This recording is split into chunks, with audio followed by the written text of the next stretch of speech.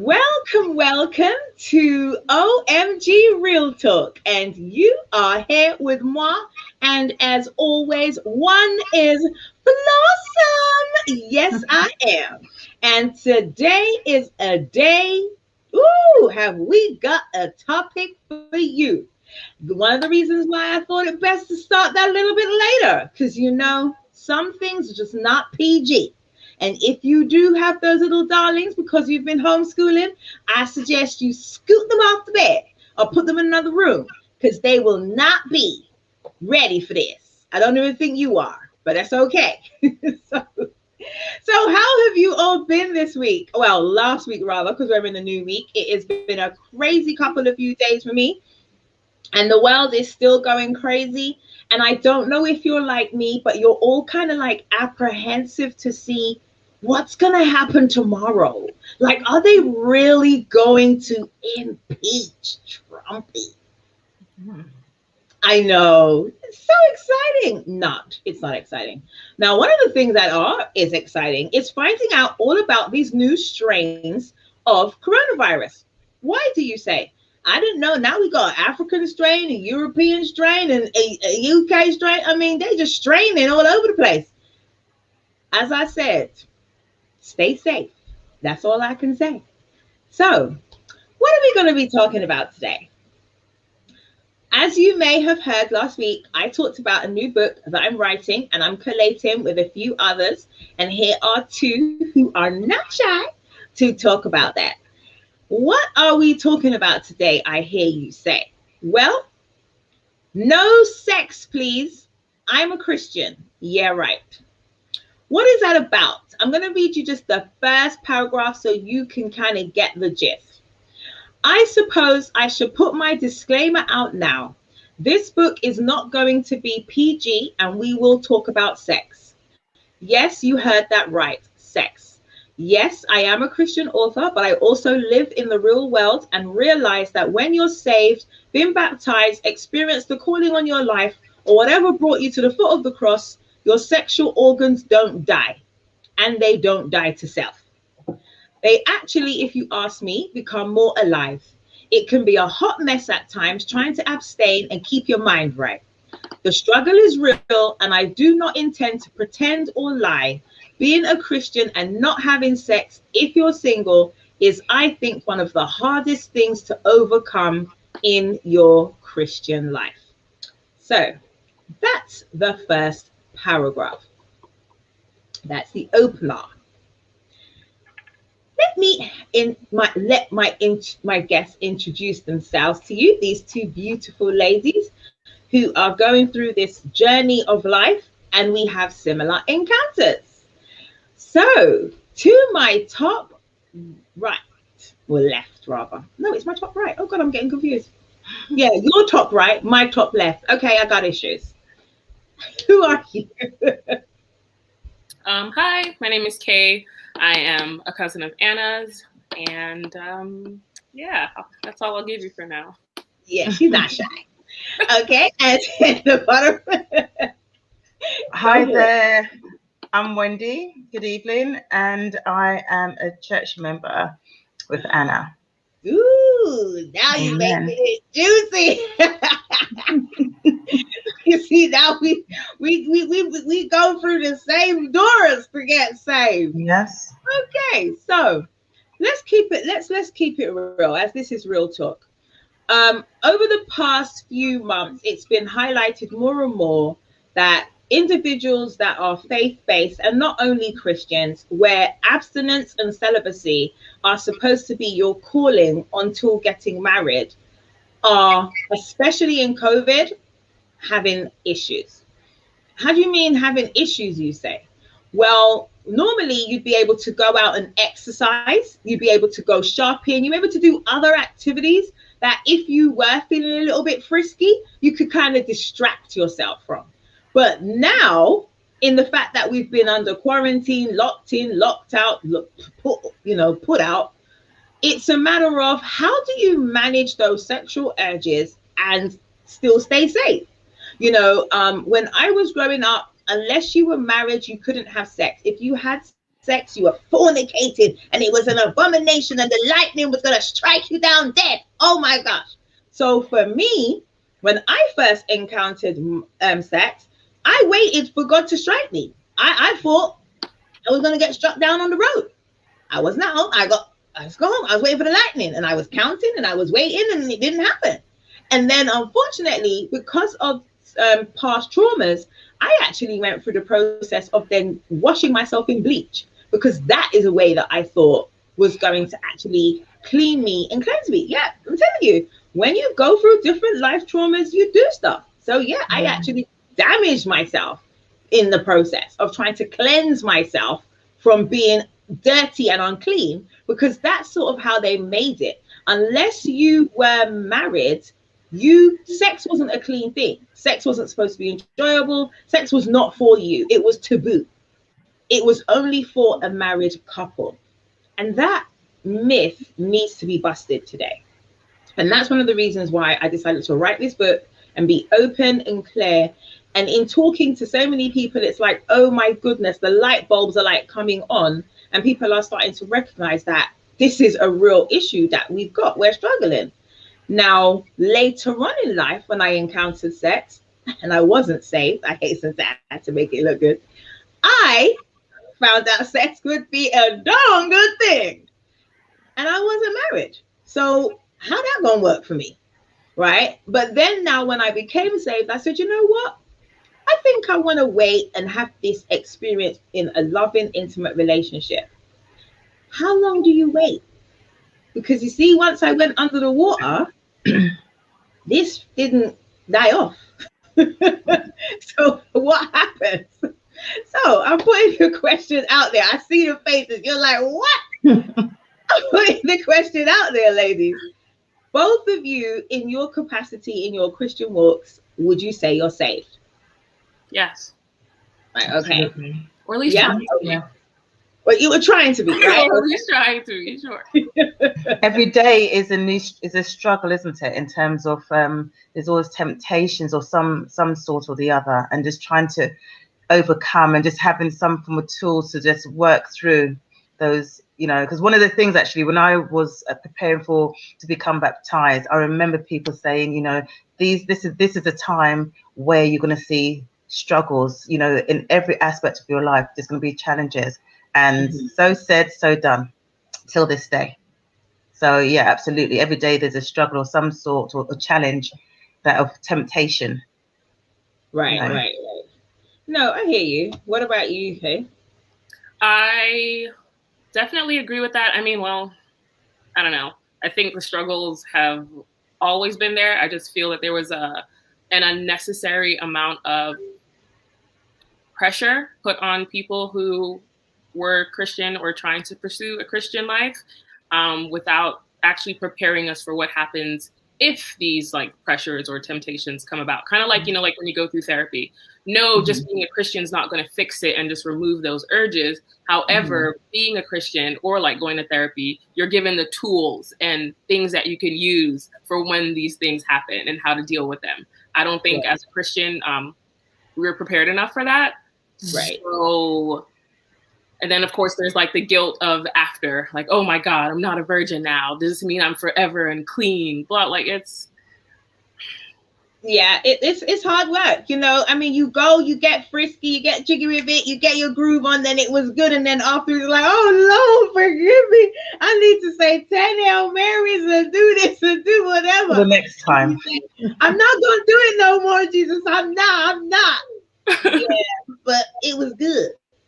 So what do you do in that capacity? And I just felt that the faith-based system, the religious institutions do not cover this area of life skills.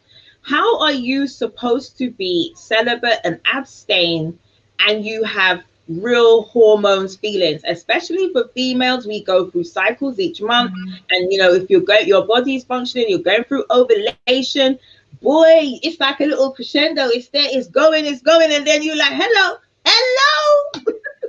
And then you like, Jesus save. And then it's going to go down. And then it comes back the next month. What are you supposed to do with that? what you just do, you just keep going and picking up the word. Let's pray. Let's have a Bible study. I mean, Great challenge. it, it's a challenge, right? Absolutely. Yeah. So what do we someone someone said through prayer and more prayer. It's and that is Yeah. so true. We only laugh because, let's be honest. That is so true. It's- We do need to pray, and I do pray. And I've had the hot showers. I've I walked. think it should have been a cold. It shouldn't have been hot. yeah. No, because then what happens is then you go sleep. The hot shower then you go to your bed. The cold shower, then afterwards you're like, okay, you're cold. That's not doing nothing for me. Warm shower, go to bed, pray. One of the things I had to learn though was to change my music selection. I had to learn that when I listened to my little bump and grind tunes, that was not good. Those were bump and grind tunes. You're not supposed to listen to those. Okay? It arouses you to something, the feeling with the dancing and right. And the thing is, I love music. Music is my life. I'm a musical person. I love to dance. I love to move. So, now I'm gonna play this tune, and then you don't want me to move, and so now it's difficult, right? I don't know. As someone who I do love to dance, and I do still actively dance all the time, I don't know, maybe it's because my level of self-control now that I don't, like, I can dance, I can do my wine, call it a day, and I don't want anything from you, and don't touch me afterwards, and I'm fine. Okay. I'm not like worried about that. I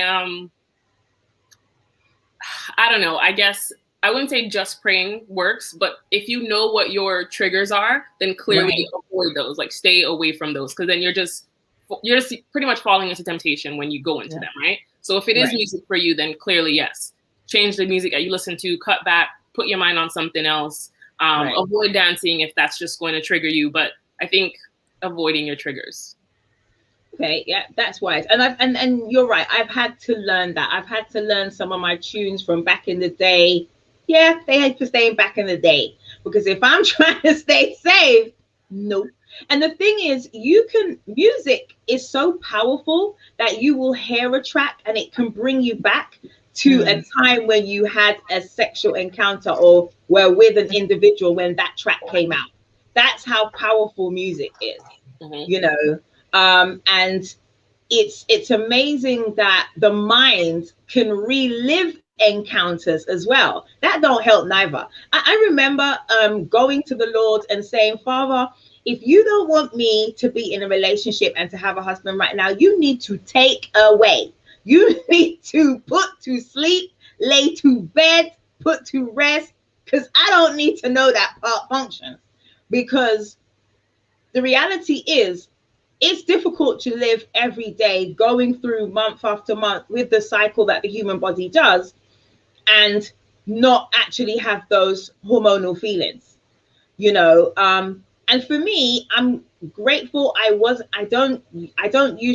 not someone that sees someone and be like, yeah, that's going to make me, that doesn't do anything for me.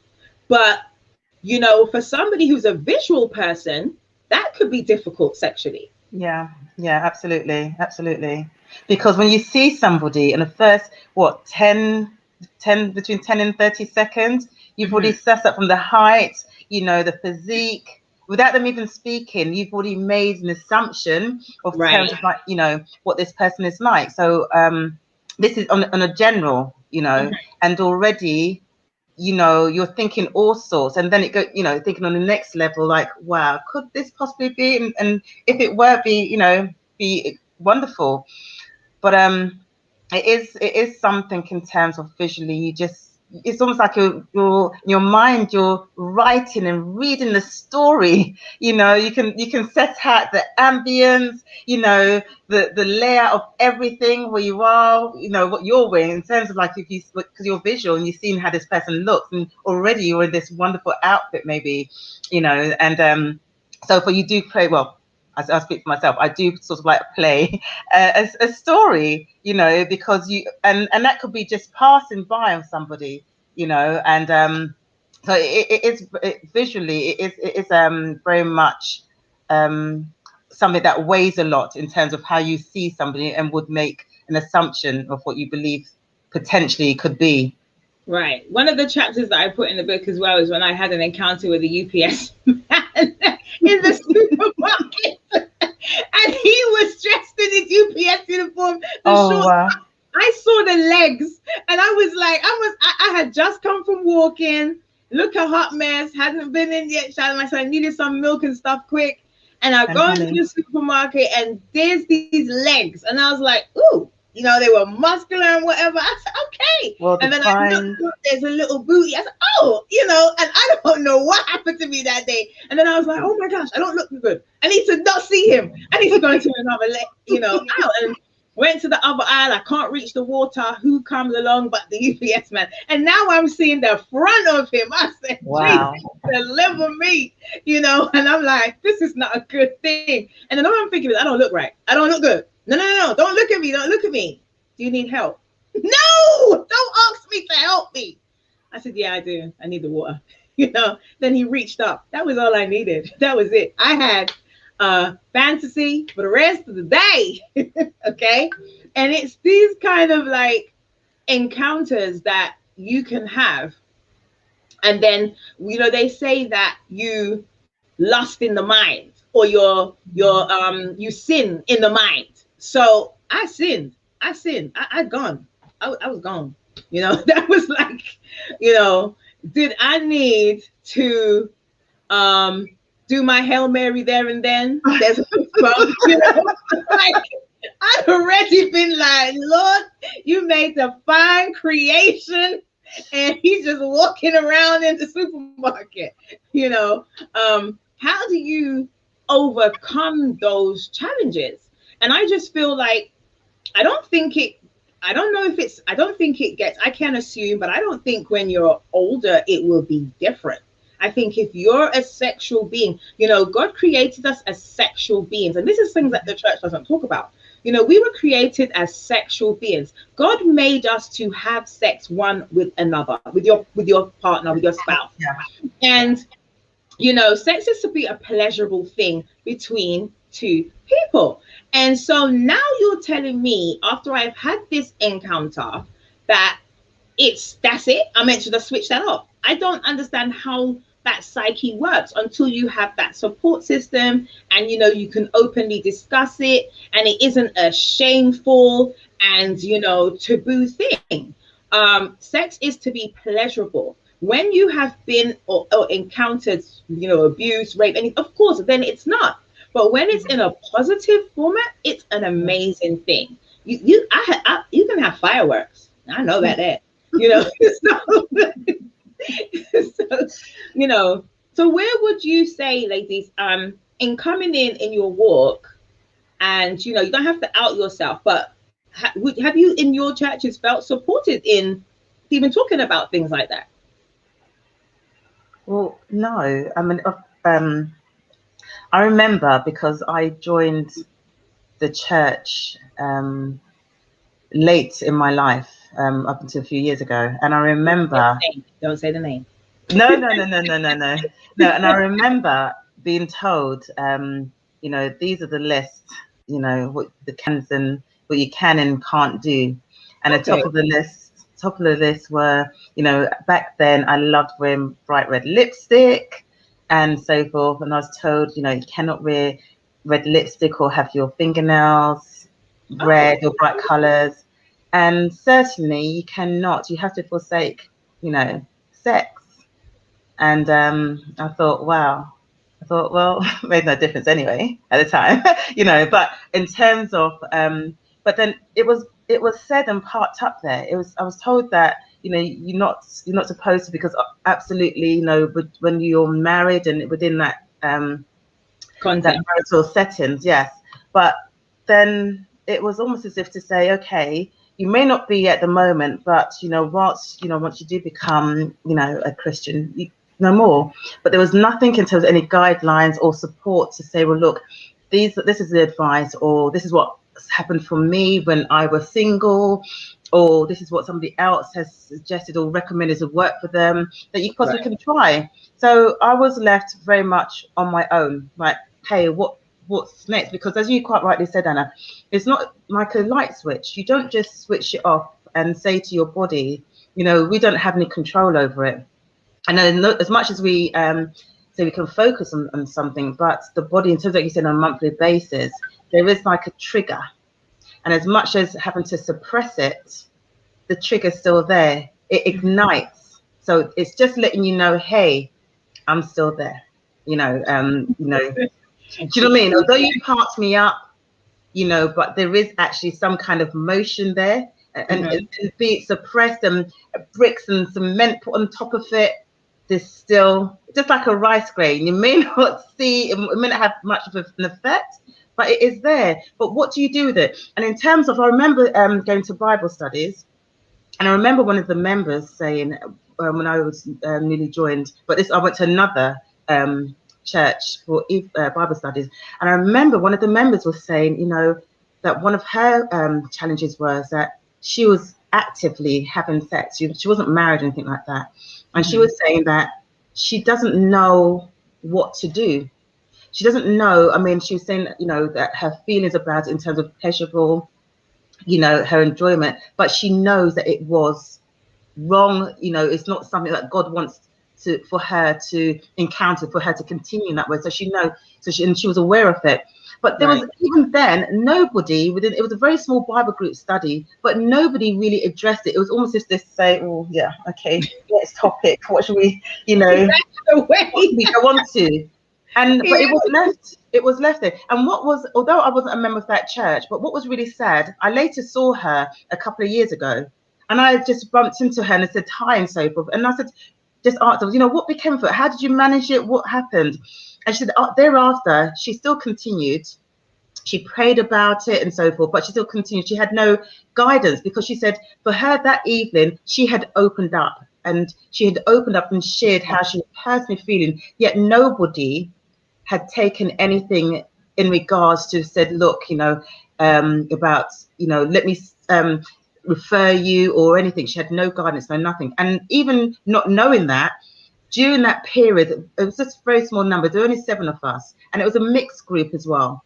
Nobody, everybody was kind of, all right, what hymn should we sing next? You know, it wasn't addressed. And I find that's very much, you know, in terms of, you know, when you've got the kids, and we have to be mindful, because be it that for myself, I'm a mature, but then you have the teenagers or even younger, where kids are experiencing some form. We need to address it and not have it that it's taboo. I'm not saying in terms of everything that comes up, you know, to have it tastefully said and encourage that, look, these are the guidelines, you know, this is what actual people have experienced. So that then if we're honest and share, being transparent, you know, in terms of what we've experienced and how we can, because, you know, as church members and those non-members, we have to encourage and engage to know that this is actually life. It's actually happening now, and we need to address it and be honest about it, because it's happening. Yeah, definitely. I mean, if anyone thinks that sex is not happening in church, then you know, sex is happening in the church.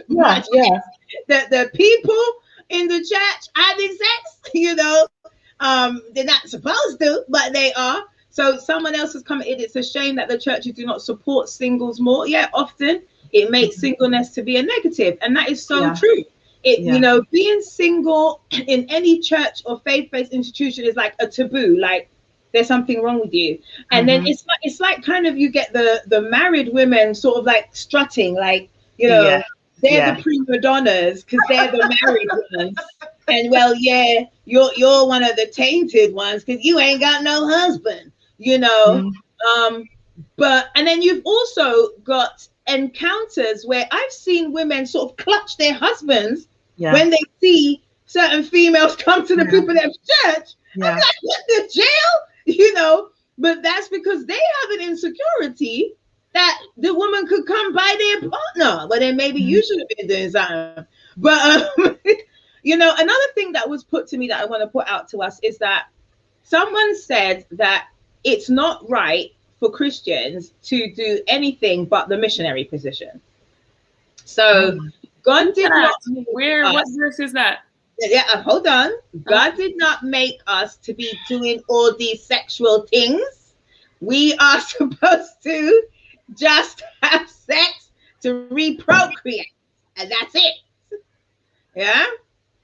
So yeah, someone is saying, it's annoying, and some of the husbands are not even interested. It's yeah. true. That's They're quite sad, though. husband, and the husband ain't even saying nothing, right? Yeah, that's sad. But have you? So you've not heard that sex should not be a pleasurable thing. It's really just supposed to be for reprocreation, and that's it. That's off you go. No. I've heard some people mention it. I don't know what they're basing that off of. So until I'm able to see like what verse or what thing they're basing it off of, then maybe I will entertain a discussion on that. But then again, it goes to the, why would God then give us so many different feelings and triggers and give us so many different sensitive areas of our bodies if it was just only meant for reproduction and no pleasure at all? If that was the case, then we wouldn't feel pleasure for it. It would be very mechanical. Like when you have an itch, you scratch it, that's it. You move on with your life. You don't think about it later. It doesn't linger. You don't drink, like, you know what I mean? Then it would have just been that. Right. So I don't agree with that. To me, as I put in the book, I read the first part of the encounter with Adam and Eve, and it says that the man and the woman, they came to, and they knew one another. And I was like, well, Adam been out there naming all them animals and figuring that out. So now he got Eve brought to him. He must have been like, woo, I'm going to lift this, move this, test this, and they just trying to investigate each other. Because remember, they're supposed to be the first two humans on the planet. They're going, and remember, Eve was supposed to have everything. Bam, bam, bam. She had everything in the right places. So Adam was just like, woo, what does this do? Ooh, this does it. So come on now. They must have been exploring their bodies, right? There's a comment there. One of you guys read that. I'm joking. So it says, I think the concept of missionary comes from the inability for us to find our limits. Today's sexual encounters are now so far reaching on what is expected. Interesting. Okay. Yeah. Because I know you got some that be like, yeah, if my girl can't put her foot up on the chandeliers and do blah, blah, blah, whatever. And then you got the ones that will come to church and and then later on when you close the door, you're like, whoa, this is, you've been to the strip club that I went to last week. So you have that misconception. And I think because our churches don't address it, our churches are embarrassed, I would say, they're shy. I don't think it's a matter of being embarrassed or shy. I've always felt that they shame it. It's not even an embarrassment or shyness to it. It's almost like a shameful thing. There are very few churches that I've been to, not counting the one that I go to now. I really do like the one that I go to now because we do have open discussions like this. Granted, I think it's because it's a predominantly younger church. So we are a bit more open and trying to help and talk to each other about like what to do in these situations. Here's what's worked for me. Here's like, we actually try to help give each other things and tools that we can use when those urges and things come along. Whereas back in the day, the older churches that I've gone to, it's just, don't dress this way. Don't think about it. Every time you feel it, just pray. Because that's just going to solve it. Yeah, that is so true. Everything they tell you, pray. Right? They don't talk about the fact that because we're women and our hormones change, let's say you never listen to secular music ever in your life. You don't watch anything dirty or anything triggering. You will still have an urge or feeling, and you will look at someone or a guy or a person and automatically start fantasizing. You don't necessarily have anything to base that off of, but your body and its chemicals alone will cause that to happen. Yeah. Someone in the church then will have to tell you how to work through that, what to do when those feelings come on. Just telling someone don't think about something doesn't work. Sufficient. No. And it's not a basis. And I think as well, I mean, certainly if I think about my parents' age group, you know, they had me very late on in life, and everything much was, it was almost a hush hush. It was, you know, We never had the sex talk. It was just don't do it. no, exactly, you know, and so what happens is, I mean, fortunately, I had my siblings, sisters, and mum was kind of in tune. But in terms of, you know, a lot of like what would happen with the older generation is in terms of you'd find out maybe from a girlfriend, like from the playground type thing. You know, I mean, we didn't have internet or, you know, social media back then. You know, in a sense, a good way. Whereas now with the social media, there's so much pressure everywhere you could turn. Whether you subscribe to that platform, but it's everywhere. You could be walking on, you know, down the road, and on the bus stops, on the sign, there's something, you know, somebody kissing. There's a couple kissing. You know, Right. so it's in your face. So as much as being that people may say, well, look, I don't have a TV in my house, I don't have all these things, you're not immune from it. It's still there. So are those feelings. So it's a way in terms of how we come together, how we address it, and how best way to go forward. Because it's, for me, I don't see it just isolated for us. It's for the younger generation coming up as well. We want to be mindful to ensure that they have a platform where they feel comfortable. It's transparent, that they're comfortable, and we, as the older ones, are supporting them so that we're not reliving, you know, the cycle that they're having to go through the same thing as us, to say, well, what do we do? Nobody's spoken to us about it. We don't know.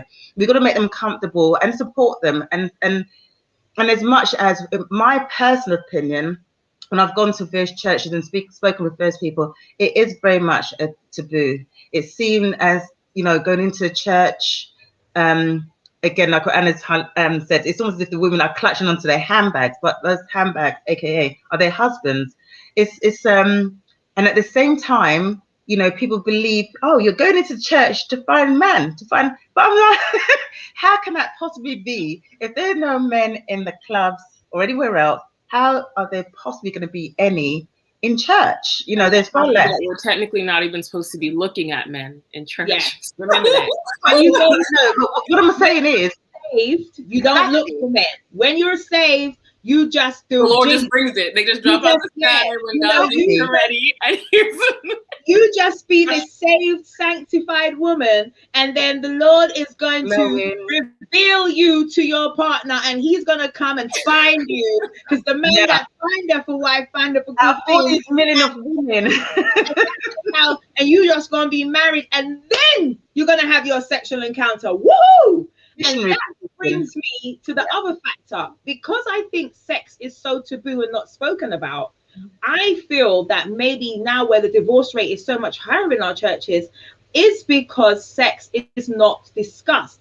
And then the joys and the pleasure of having sex and, you know, learning each other's bodies and meeting the needs of one another within your relationship then are not talked about. So you go from no sex, maybe being celibate, haven't got a clue, sticking to the missionary position then, and then now you meet somebody who has had sex, doesn't want to do just a missionary position, and you're like, no, I can't do that. And now you're married. So you now have a problem within the marriage because you're not sexually compatible.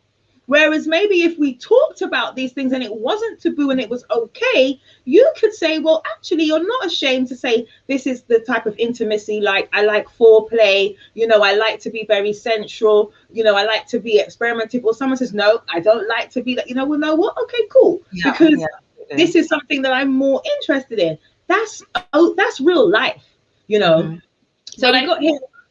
Go ahead, you can read it. Go ahead. I was going to read the comment. So, two young people in a different place are open to discussing all these topics, and the churches need to create safe spaces for them to speak freely about them. Yes, most definitely.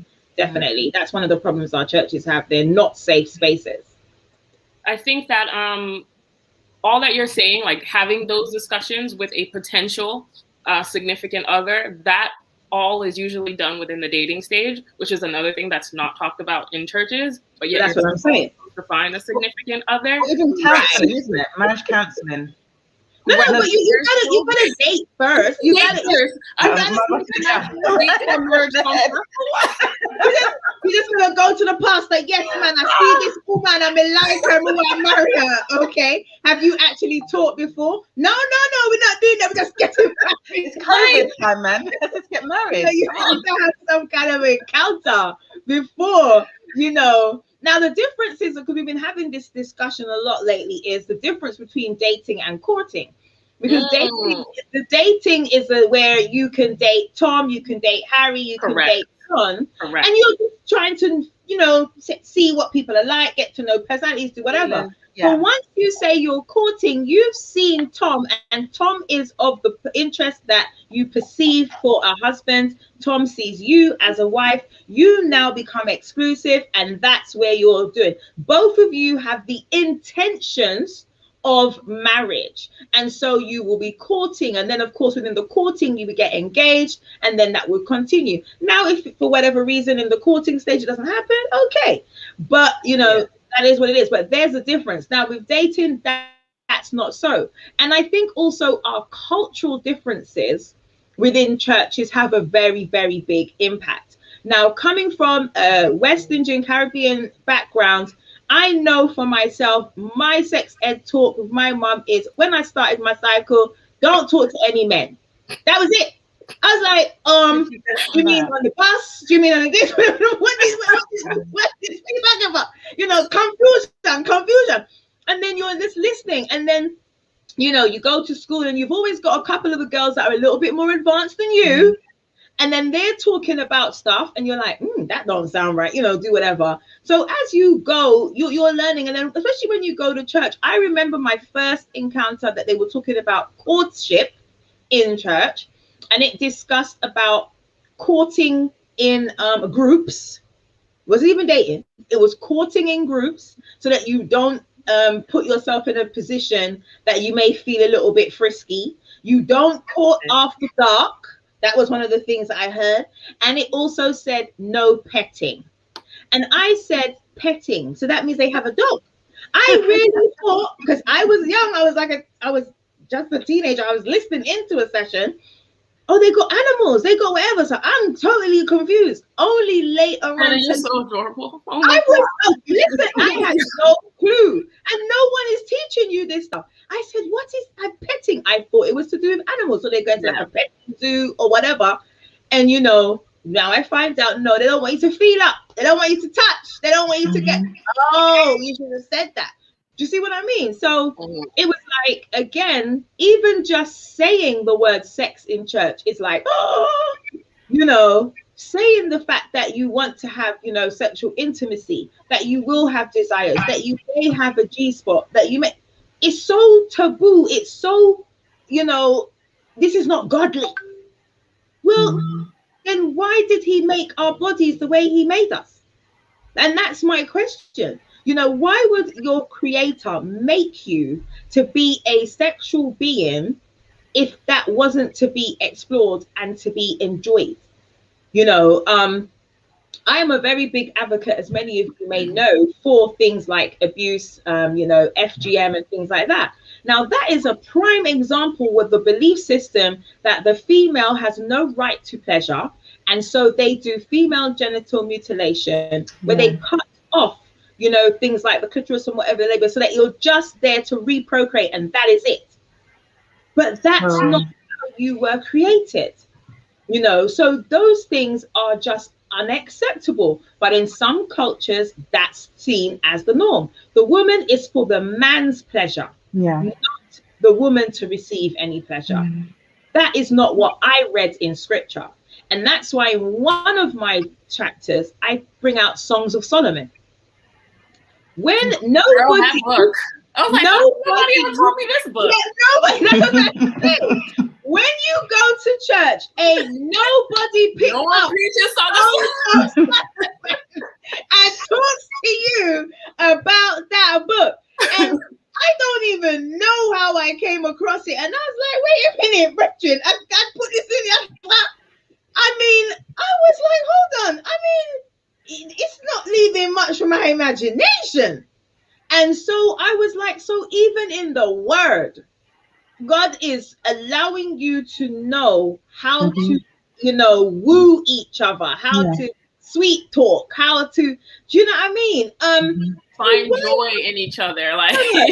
Yeah. That's exactly how it's meant to be, isn't it? thank you. Pleasurable. Mm-hmm. Why would, You but know. why would the church not tell us that? Why would they not share that with me? I just feel that the first chapter is, the Shulamite bride, she's talking to the girl. So she's talking to her bridesmaids. And it says, may he kiss me with the kisses of his mouth. And then No, you Solomon, can't kiss. You're not married yet. thank you. Like, No They're not petting. married yet, right? You see thank what? you. Right, okay. And then she turns to him saying, for your love is better than wine. The aroma of your oils is fragrant and pleasing. Your name is perfume poured out. Therefore the maidens love you. Draw me away with you and let us run together. Let the king bring me unto his chambers. We will rejoice and be glad in you. What? And he just keeps going, And this is not talked about in church. I don't ever remember somebody talk about, knowing your spouse, getting to know and do whatever. This was never ever spoken about. And then it goes from the male to the female. Solomon, the lover, speaks. If you do not know where your lover is, oh, you fairest among women, run along, follow the tracks of the flock, and pasture your young goats by the tents. To me, my love, you are like my favorite mare. I don't know if I want to be compared to a horse, but among the chariots of Pharaoh, your cheeks are lovely with ornaments, your neck with the strings of jewels. He's going in. We will make for you chains and ornaments of gold, studded with beads of silver. And while the king was at his table, my perfume, Solomon sent forth his fragrance surrounding me. My beloved is to me like a pouch of myrrh, which lies all night between my breasts. My beloved is to me a cluster of henna flowers in the fragrant vineyards of Engedi. Behold how beautiful you are, my darling. And it just keeps on going. And None of that to me sounds like just lie here. We're going to do missionary. Please don't take joy. Think of God. Okay, then. Do you know what I mean? It's just like, it don't sound like that to me. And that's just chapter 1. It gets deeper in chapter 2 and 3. So what I'm saying is that I really feel that our faith-based institutions are doing us an injustice with regards to being comfortable in our skin with our sexuality. Let's just disclaim real quick. Not all of them. There are a lot of, like I said, newer ones, like the one that I go to now. Right, okay. A lot of the older ones who do not like to talk or discuss it at all. I think that's one of the reasons why they've lost so many of the younger generation. Okay, yeah. Because they're not. So what's the age ranges? What's the age ranges you would say roughly in the church that you attend now? Then what's the age range? I would say between like 25 and 50. Yeah, that is a younger church then. Okay. Yeah. So I think because of that, we are a bit more open with talking about and discussing these things, because if we can't talk about it with each other in the church, then that means unfortunately you're going to seek outside help, right? And that's going to steer you away from God. So, yeah. Okay, so that's why. And I think that makes sense, because you're not going to get a 70-year-old wanting to talk about sex. Sorry to cut you. I was actually going to say, with it being older, when I think about when my parents went to church, again, they're only teaching you, they're teaching up with love, right? But they're teaching us what they knew, what they were taught. Precisely. Mm-hmm. Yeah. And as far as they're concerned, they can't understand. And my parents' generation, if they were alive now, would be in their 90s. So for me to challenge them to say, look, I need to know this, they think that I'm being disobedient, I'm being rude, disrespectful, because they're teaching what they were taught, and this is the right thing. This is how church and how it's supposed to be more godly, So to some respect, it's education, not to disrespect, but I think education in the sense of moving on with the times. Right. It's not.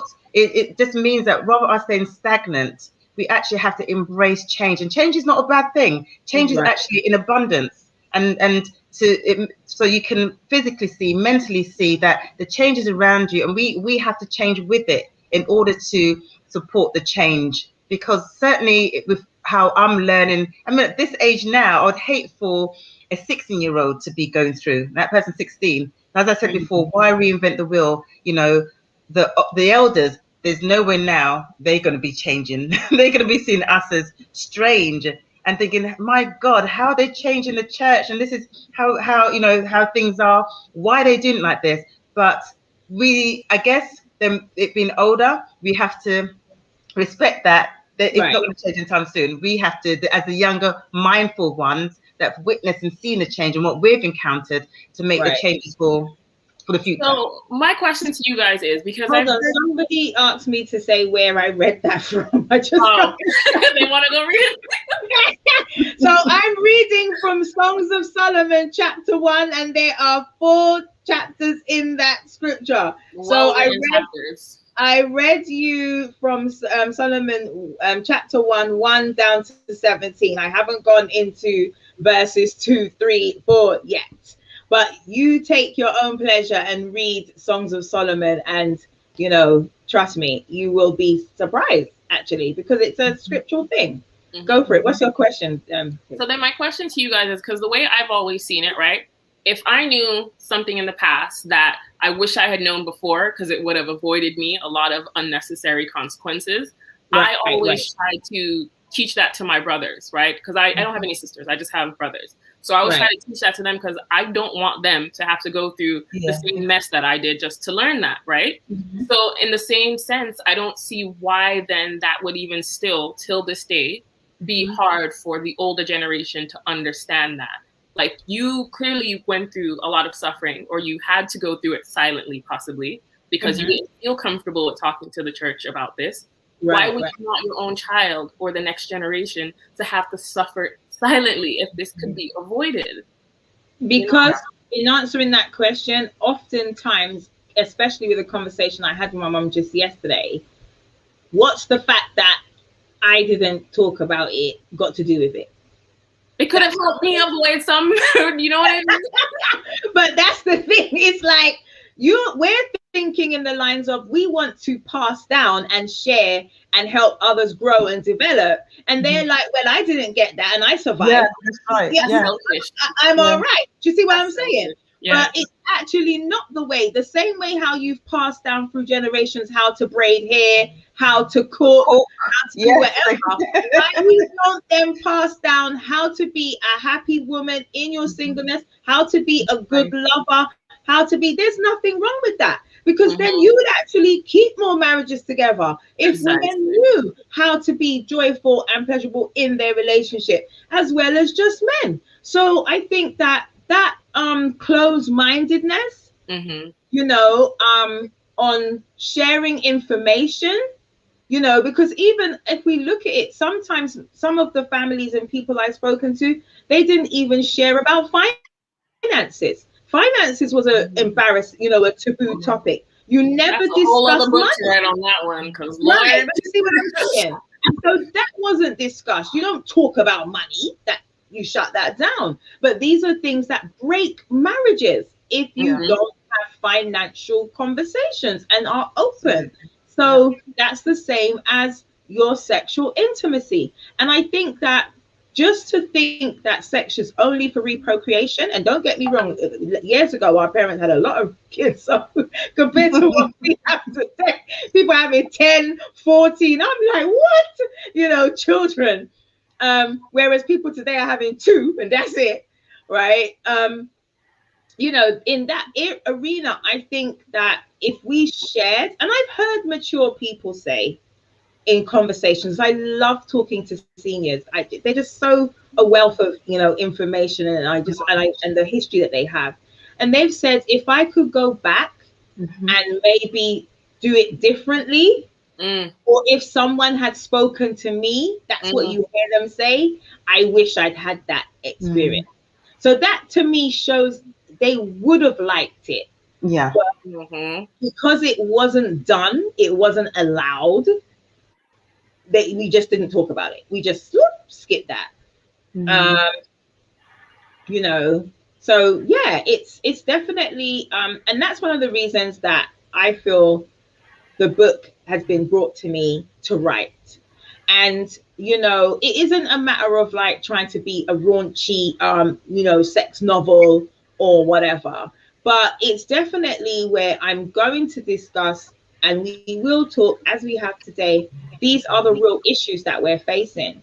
You Yeah, know, yeah. if you've had positive sexual encounters, you're going to want it again. That's just the standard. You Mhm. know, anything that you had nice, you're like, you go on a holiday. Oh my gosh, that was a great holiday. We got to Yeah. go back there next year. You know, that's how you think. Or, you know, I drive this car because it's so far, it's been the best car. It keeps me, it does whatever. And so, you know, as someone said earlier about, you know, that creeping compromise concept. You know, once you feel comfortable doing that one thing, Mhm. you just keep exploring, you keep Yeah. Mhm. going. You know, that does happen, but you don't want to have to sneak around. You don't want to have to feel ashamed of it. No, You don't just be want to, transparent. and I generally do not want to have any further intimacy with anyone until I'm married. That's my choice.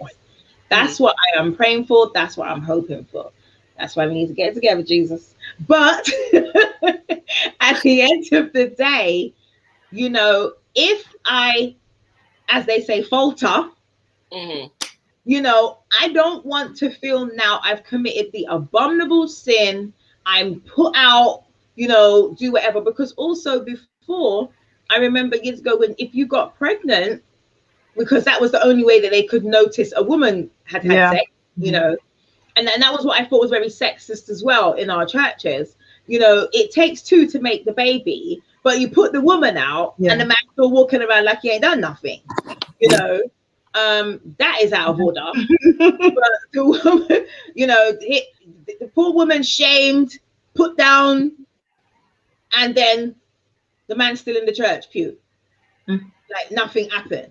And people know that's the baby father, but he's still going to church. He But can I even sleep mean, with back in the the traditional people. sense, if you think about it, a lot of the rules and regulations were more so towards women, True. anyways. So that's a Yeah. whole other issue on its own Oh, because. yes.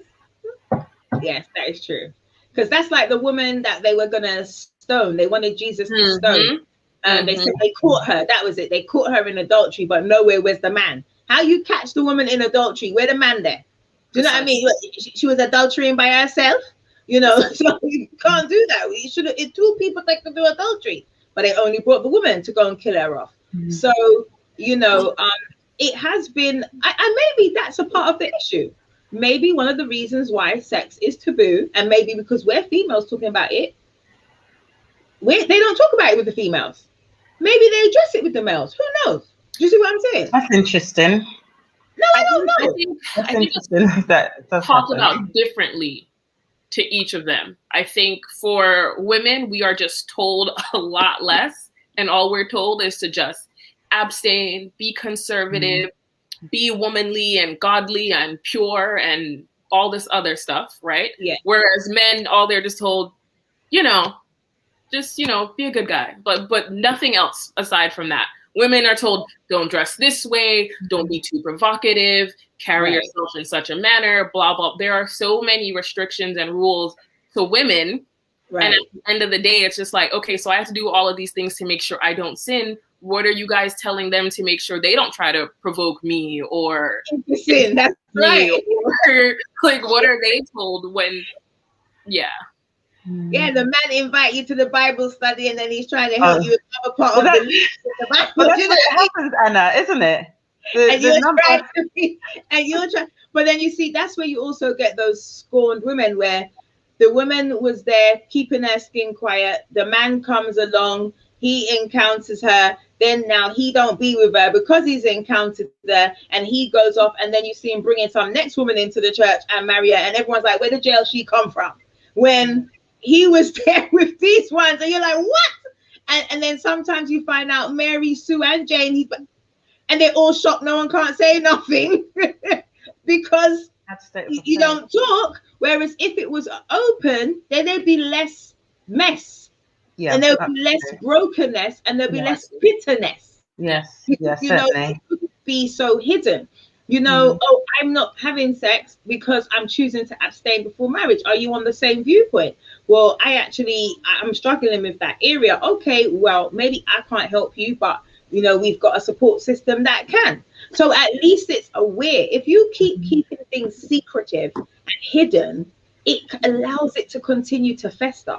Do you know what I mean? And when we're talking scripturally and biblically, that's what the devil wants. The devil wants you to be hiding in your sin.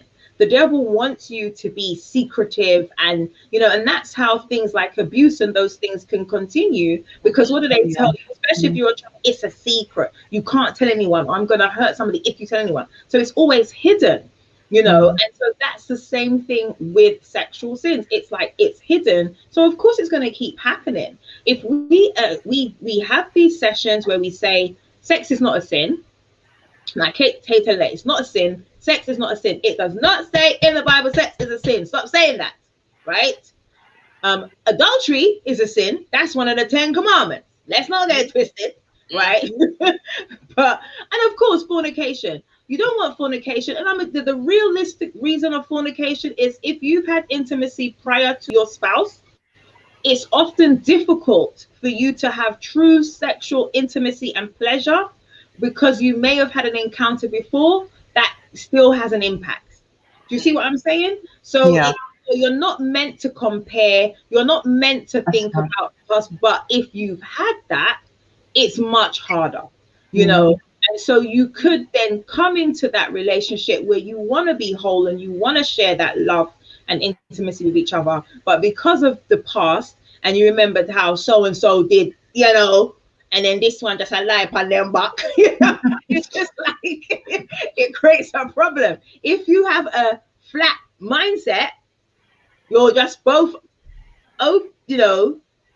then you explore together and you learn together. You were laughing. Yeah. What was you laughing at? Oh, So you were reminiscing. No, I was not reminiscing. There was just a show that I had recently watched, but it was the guy was able to trick the girl into thinking that he was not able to have kids. Oh, okay. And it was back like it's like a new show that people were raving about called Bridgerton, and it takes place back in like old Victorian era. Exactly. Yeah, I've heard of that. So he had the girl believe that he could not procreate. And she, because she's never had any prior experiences, and because her parents and people, it's taboo to talk about sex and all those things, she did not know until far too later on that it's not that he couldn't have kids. He just knew what to do to make sure he wasn't having them with her. Wow. You see? But it's one of those things that if people don't talk about, or if they've never had that experience before, like, how would they even know what should and what shouldn't? So, yeah. Yeah, I hear you. You were going to say, Wendy, before we close. Go on.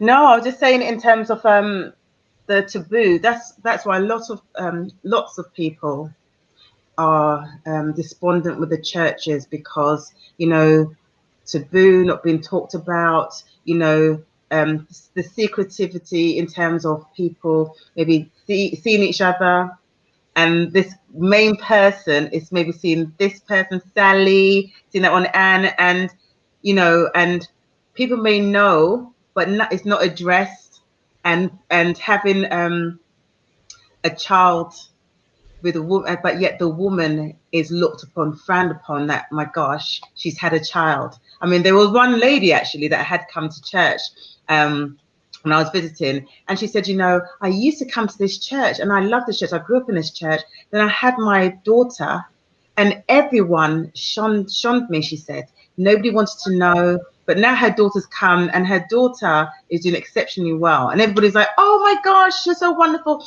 But the mum still has this level of resentment because, she wasn't supported. The daughter's now, she's 21 and, doing well. And now they want to sort of like claim, as if to say like, like as if they were. This is one of our babies. Yeah, this is one of our children. Yeah, they can be hypocritical like that. Been there, done that. Yeah, which is not good. But the thing is that it seems easy enough to be done, but yet there's a road in front of us in terms of, I guess it's like I don't know, maybe baby steps, one step at a time. As I say, one day at a time, sweet Jesus, in terms of getting everyone on board, because, if people are not together, they potentially will be. You know, there's singletons out there, and you know, to move forward, because this is not going to go to bed on its own, so to speak. You know, whereby it's just going to be addressed over one day, one evening or whatever. This is an ongoing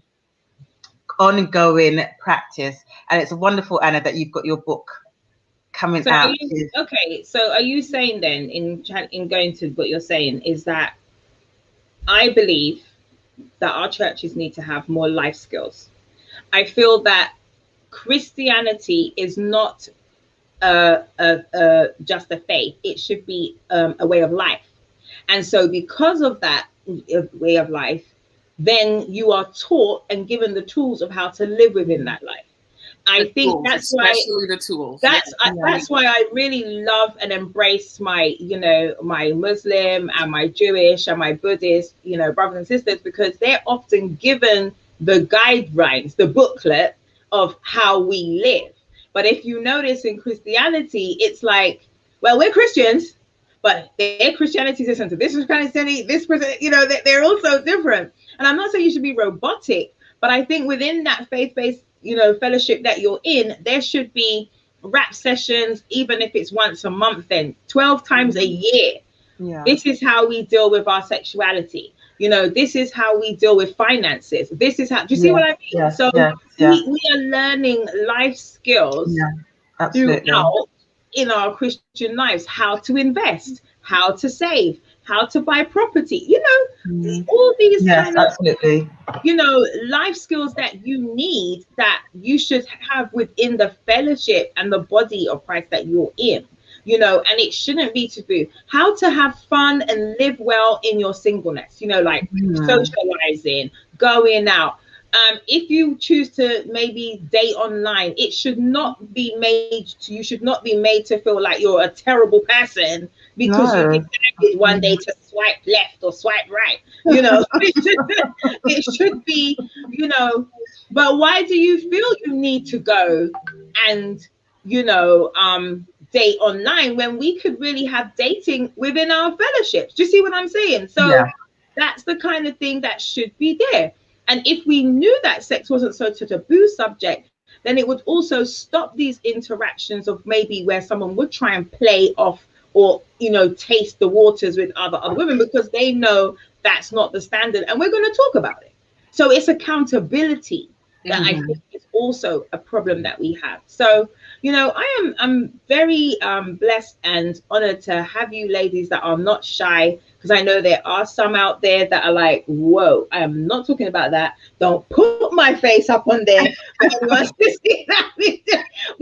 I'm staying saved and I'm chaste and I'm this, you know. Like I said, if you have to go do them 10 Hail Marys, maybe 20, then you're going to have to do your rosary. If that works for you. You know, if it works for you, that don't work for me. I tried it before when I was younger, then I realized that's not working. So, you know, now I just generally go before the Lord and I say, look, Father, you know, especially when it's that time of the month, start it out. Do you see what I'm saying? Like, you know, you have to sort this out. Someone's laughing. So you just have to sort this out, because you don't want me to sort it out, because then it ain't going to be the way you want. Y'all fix it, you. You know, I can get this fixed, but I need you, Lord, to come in and have your way and take full control of this whole creation that you made wonderfully, you know, and that's really the way how I try and cover this. And I go to the Lord and I, you know, and I am, praise God, I'm busy, I'm working, I'm this, trying not to, so whatever. So, and then sometimes I even wonder, boy, when I get the man now, how are we going to even fit that in? You know, because I'm seeing so much. But don't worry, we'll make a way.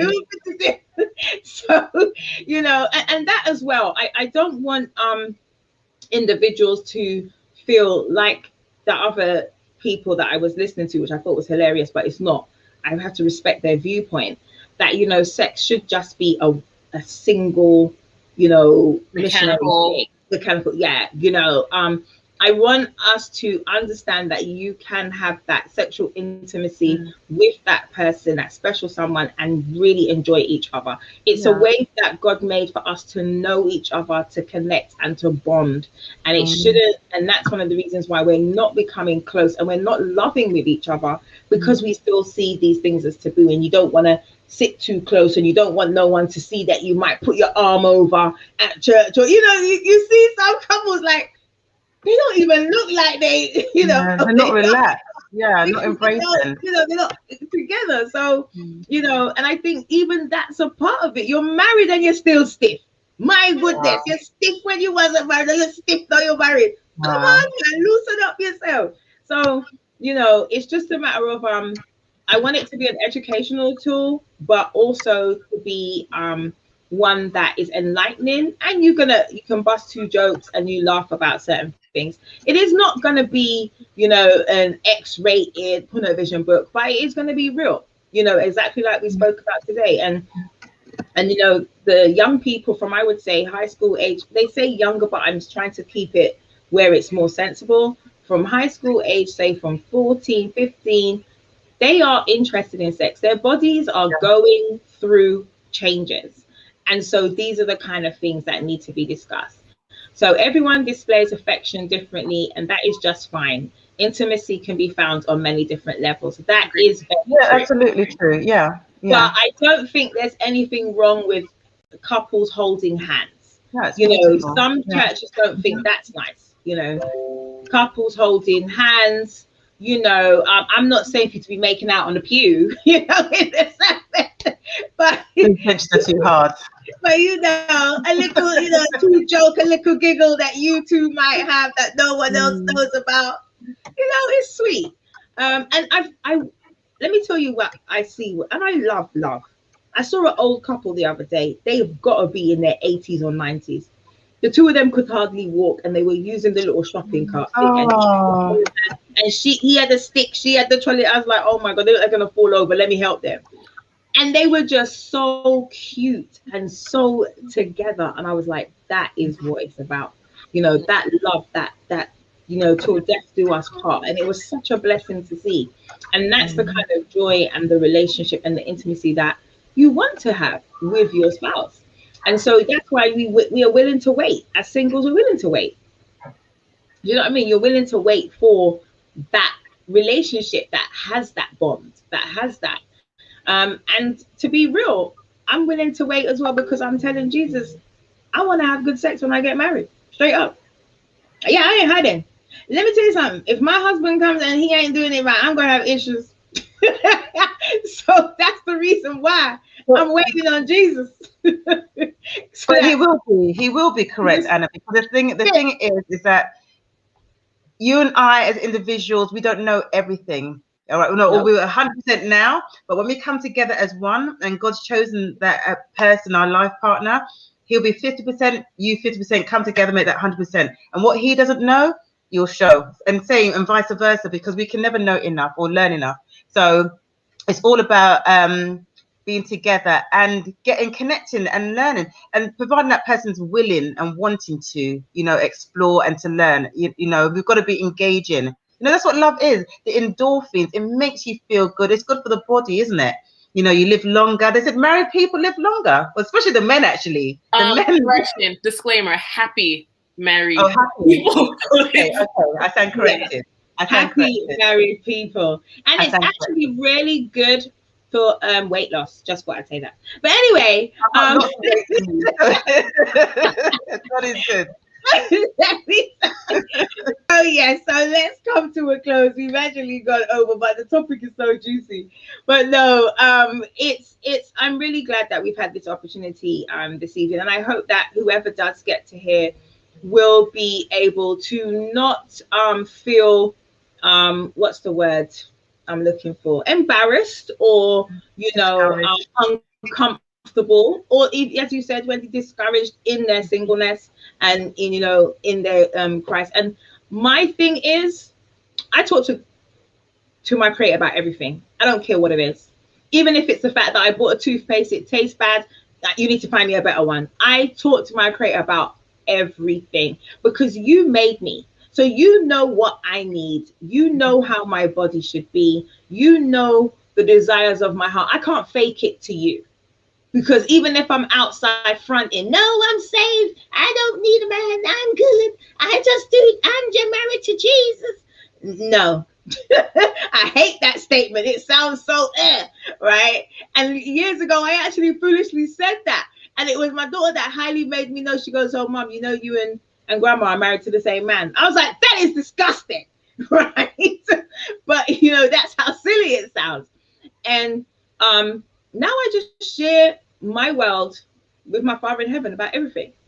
All my desires, you know, whether it's friendships, whether it's intimacy, whatever, because you made me and you know what I need. And you said I can come to you about everything. So I'm gonna be real.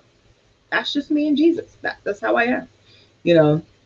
So thank you, ladies, for an amazing discussion. It was a pleasure. I'm glad that, you know, you were also well reserved and modest. You know, you've been very good little Christian young ladies. Very good. Yeah. You know, and this topic is not going to go away. We will address it again, and especially as by God's grace, the book will be coming out in March, and you will hear other viewpoints and whatever's from others within the book. Of course, everyone is going to be anonymous, of course. And so, you know, so stay blessed and stay posted for the next one. Amen. Thank you, guys. It's been a pleasure. Thank you. Thank you, Anna. Bye.